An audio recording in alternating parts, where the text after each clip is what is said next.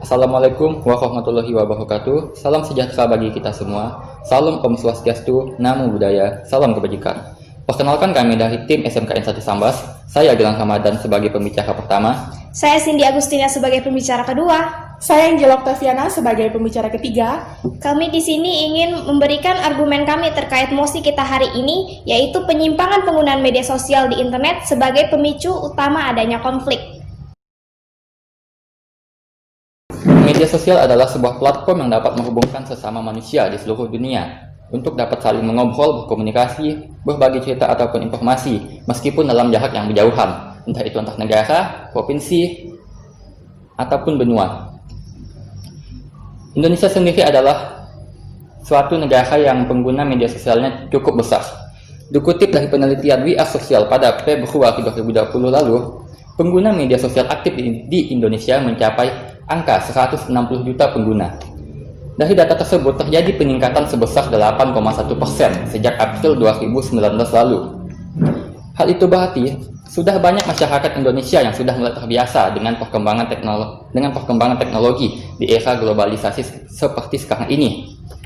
Tentunya hal tersebut harus kita tanggapi secara positif, namun juga harus kita seimbangkan dengan sumber daya manusianya yang harus juga lebih baik, terutama dalam sikap dan perilaku. Media sosial tidak hanya sebatas jaringan pertemanan saja, namun fungsinya pada sekarang ini juga lebih kompleks. Hampir semua aspek bidang kehidupan tidak jauh dengan namanya media sosial.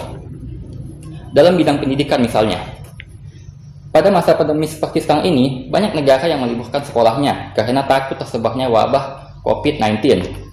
Tapi tenang, karena ada media sosial yang bisa kita jadikan sebagai wadah pembelajaran jarak jauh bagi siswa dan guru. Di media sosial juga terdapat banyak sekali forum-forum yang berkonten edukatif. Media sosial itu tidak ada batasannya, entah itu jarak maupun usia. Dari anak-anak sampai orang tua, semuanya hampir menggunakan media sosial. Lalu dalam bidang ekonomi, media sosial dapat kita jadikan sebagai tempat pencaharian kita. Seperti kita bisa berjualan secara online, menawarkan jasa, ataupun bagi perusahaan besar untuk mengiklankan produknya. Kemudian, media sosial juga dapat dimanfaatkan di bidang pemerintahan maupun politik. Seperti kita bisa melakukan rapat secara virtual, baik yang berskala nasional maupun internasional, seperti sidang umum PBB, melalui sebuah fitur yang bernama video telekonferensi. Lalu, kampanye. Apakah boleh berkampanye di media sosial? Ternyata, hal tersebut telah diatur pada pasal 1 ayat 24A Draft Perubahan PKPU nomor 4 tahun 2017 yang menyebutkan iklan kampanye di medsos merupakan penyampaian pesan kampanye yang dibiayai oleh pasangan calon. Menurut survei yang dilakukan oleh lembaga riset Carta pada pemilu tahun 2019 menyebutkan informasi di media sosial berpengaruh terhadap responden dalam menentukan pilihan. Tercatat lebih dari 60% responden mengatakan informasi di medsos mempengaruhi pilihan mereka. Begitu juga dalam kancah internasional. Pemilu di Amerika Serikat tahun ini dikutip dari surat kabar Fortune menyebutkan kedua pasang calon saling menyebarkan iklan kampanye di beragam aplikasi media sosial, seperti Joe Biden yang menyebarkan iklan kampanye di Facebook, sedangkan Donald Trump yang lebih banyak berkampanye di media Twitter. Indonesia sebagai negara demokrasi juga menjadikan media sosial sebagai wadah untuk menyalurkan ekspresi ataupun pendapat terhadap kebijakan yang dibuat oleh pemerintah. Bahkan sekarang lembaga pemerintahan itu sendiri juga mempunyai akun media sosialnya, sehingga kita bisa memantau perkembangan program ataupun kebijakan apa saja yang dibuat oleh pemerintah, sehingga terciptalah suatu pemerintahan yang lebih transparan. Di sini juga terjadi sebuah hubungan timbal balik antara masyarakat dengan pemerintah, sehingga terciptalah suatu demokrasi yang berbentuk partisipatif. Tim penilaian terhormat itu baru sedikit tentang dampak penggunaan media sosial. Tentunya masih banyak lagi di luar sana dampak-dampak yang ditimbulkannya, entah itu dampak positif maupun negatif. Namun terlepas dari betapa besarnya peran media sosial dewasa ini, tentu kita juga tidak bisa semena-mena dalam menggunakannya. Kita harus bijak dalam menyebarkan informasi ataupun membuat informasi, supaya pemicu adanya konflik dapat kita minimalisir. Nah, mungkin itu saja yang dapat saya sampaikan selaku pembicara pertama. Mohon maaf apabila terjadi kesalahan kata. Sekian dan terima kasih.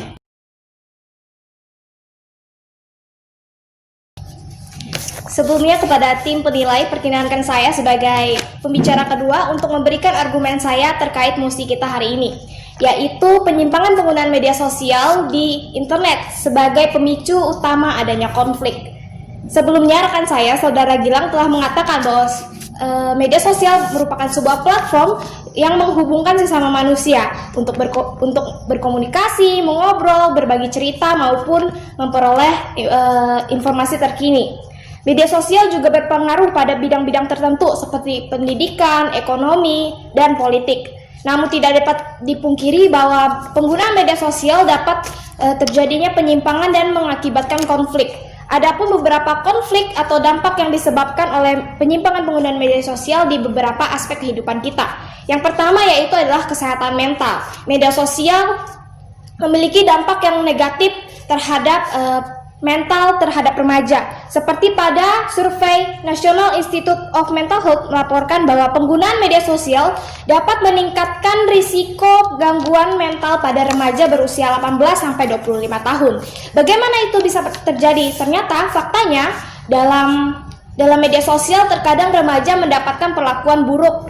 Nah, seperti pada survei Pew Research Center tahun 2018 menunjukkan bahwa 1 dari 6 remaja setidaknya mengalami 1 dari 6 penganiayaan online.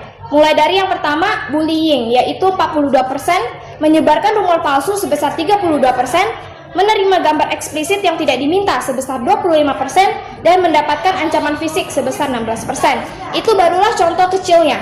Nah, tim penilai yang saya hormati, sayangnya tidak semua pengguna media sosial mendapatkan kemampuan untuk beropini, berpendapat, dan mengkritik. Maka dari itu sering kita temui kritik-kritik yang justru mengandung hate speech atau ujaran kebencian. Selanjutnya yaitu dari aspek sosial. Menurut survei Masyarakat Telematika Indonesia atau MASTEL yang menyebutkan tingginya angka berita hoax atau berita bohong terkait SARA. Apalagi 88,4% perbincangan masyarakat di Indonesia di media sosial mengaitkan tentang SARA. Suku, ras, agama, dan antar golongan yang cenderung masih sensitif dan tabu di masyarakat Indonesia. Apalagi media sosial juga cenderung memanfaatkan momen tertentu untuk menggerakkan massa. Misalnya, salah satu contohnya yaitu kasus Meilina di Tanjung Balai, yaitu kasus penghancuran vihara dan latensi konflik etnis yang menjalar dari media sosial ke dunia nyata.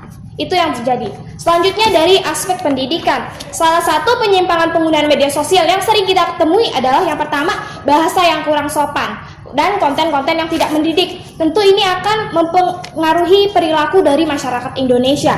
Apalagi masyarakat Indonesia cenderung menyukai konten-konten yang kontroversial ketimbang konten-konten yang mendidik.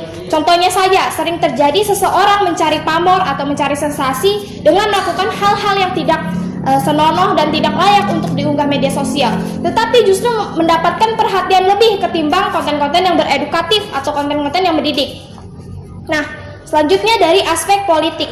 Survei yang dilakukan oleh Asosiasi Penyelenggara Jasa Internet Indonesia atau APJII pada tahun 2016 mengatakan dari 132,7 juta masyarakat Indonesia yang menggunakan internet, hampir 91,80% dipastikan pernah terpapar isu hoax terkait isu politik. Hoax ini biasanya ditujukan untuk lawan berpolitik kepada lawan politik dari pihak pendukung. Lagi-lagi mengaitkan tentang SARA, tentu ini bisa disebut adu domba. Terlebih khusus adanya ajakan-ajakan pragmatis seperti pemboikotan produk tertentu, merusak fasilitas publik, dan perbuatan anarkis lainnya. Itulah beberapa konflik dan dampak yang disebabkan oleh penyimpangan penggunaan media sosial di aspek kehidupan kita. Tentu banyak aspek-aspek lainnya. Nah, menurut saya di sini kebebasan berpendapat justru dijadikan kambing hitam untuk menyinggung dan menyerang satu sama lain gitu di media sosial.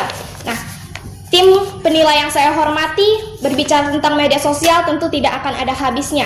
Banyak dampak positifnya, banyak juga dampak negatifnya. Kita pun tidak bisa melihat suatu permasalahan dari sudut pandang saja. Maka dari itu kami tim SMKN 1 Sambas menyatakan netral untuk mosi kita pada pagi hari ini.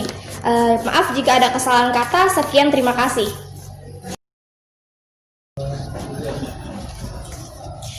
Sebelum saya memberikan argumen saya, perkenalkan saya untuk mengulik kembali argumen dari rekan saya, yaitu Saudara Gilang dan Saudara Cindy, tentang mosi kita pada hari ini.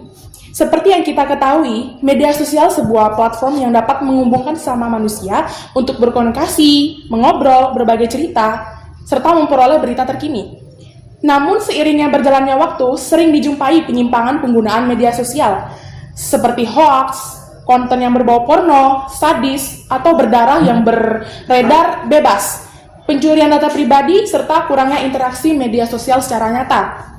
Apalagi Indonesia sebagai negara demokrasi, juga menjadikan media sosial sebagai wadah untuk kita menyalurkan ekspresi, pendapat, kemudian ataupun keresahan. Seperti yang kita ketahui, kebebasan berpendapat sudah diatur dalam hukum undang-undang. Dalam pasal 28E ayat 3 Undang-Undang Dasar 1945 yang menyatakan bahwa setiap orang memiliki kebebasan untuk apa? Untuk berserikat, berkumpul, kemudian menyatakan pendapatnya.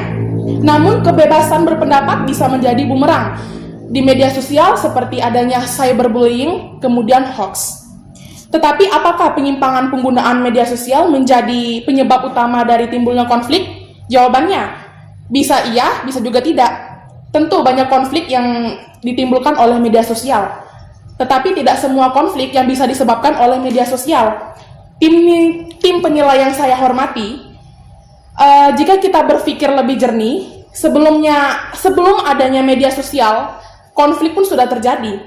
Berarti ada dua faktor atau ada faktor lainnya yang menyebabkan konflik, seperti perbedaan pendapat, ataupun perbedaan budaya, maupun kesalahpahaman.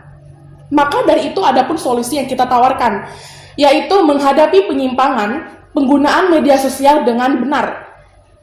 Misalnya saat ada informasi yang cenderung memprovokatif, seharusnya kita menahan diri supaya tidak mudah terpancing.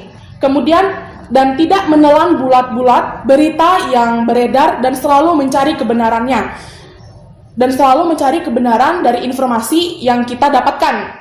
Kemudian adapun yang paling marak adalah kita seorang cenderung mencari sensasi dengan menggunakan atau dengan mengunggah postingan yang tidak layak dan tidak senonoh. Yang harus kita lakukan adalah tidak menghiraukan dan tidak memblow up kasus tersebut. Dengan demikian, pelaku pun tidak mendapatkan perhatian yang ia inginkan dan tidak juga mendapatkan keuntungan apapun.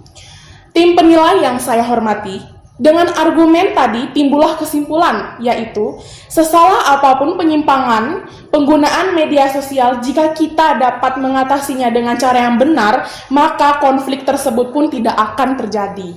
Nah, sekian argumen dari tim kami. Hendaklah para juri dapat menerima mosi kita pada hari ini. Dari sudut pandang kami mohon maaf jika ada perkataan saya dan beserta rekan-rekan saya yang kurang berkenan. Saya mohon maaf.